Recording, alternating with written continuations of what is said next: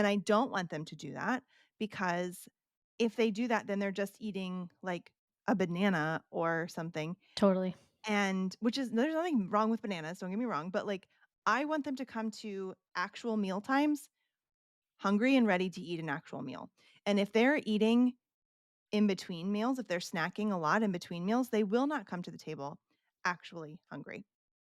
So, and I feel like that's my problem. That is a problem that I have with breakfast is they wake up, they have kind of like a wake up snack, not that I'm being intentional about it, but like they will eat like a small amount of something Mhm. and then an hour later or an hour and a half later decide that they want an omelet.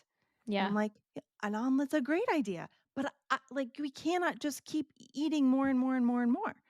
Um, so this is part of my breakfast is a struggle situation. Um, Okay. Thoughts, Christine? So I will say that this is so funny that like we keep mentioning Janine from Awfully Good Cooking, but it was really helpful to have her at my house for 2 weeks because I was almost able to see, okay, how does she manage certain things in her own home? And one of the things that I noticed was there is a very strict rule around like you said, the kitchen is closed, or if there wasn't enough and you weren't here for it, then that's it. You don't get it. So there were often times where like some of our kids would be outside playing for whatever reason and there wasn't enough of one particular food. And I would say something along the lines of like, "Oh no, but what do we do? There's not enough. Like, let's portion it out so there is," kind of thing. And she would say, "No, those 3 are outside playing. They're not here for it. They don't get it. End of story."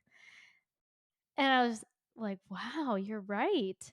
Or, exactly like you said, a kid would come in and say, "I'm hungry," and she'd be like, "No, the kitchen is closed. That's it. Mhm. Like, the next time you eat is not until lunch, period."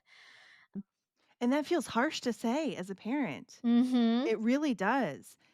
And, there's like I go back and forth on it somewhat because I think like I want to help my children honor their hunger, like I want to help them recognize when they're hungry Yeah. and when they're not and help them to learn how to listen to their bodies in that regard.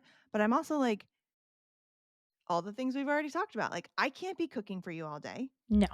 I can't be cleaning up after you all day. Yeah. We have other things we have to do. I have things I have to do. You have your school you have to do. Like all of these things. And I want you to be coming to the actual meal at lunchtime or dinner time or whatever, actually hungry and ready to eat that meal.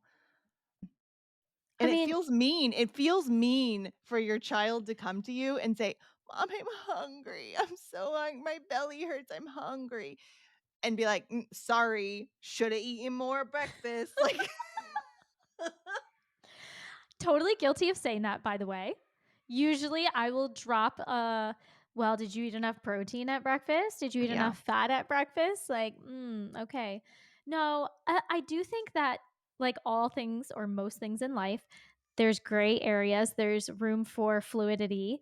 And we don't always have to be so rigid, but it just sort of depends on the situation and the kid.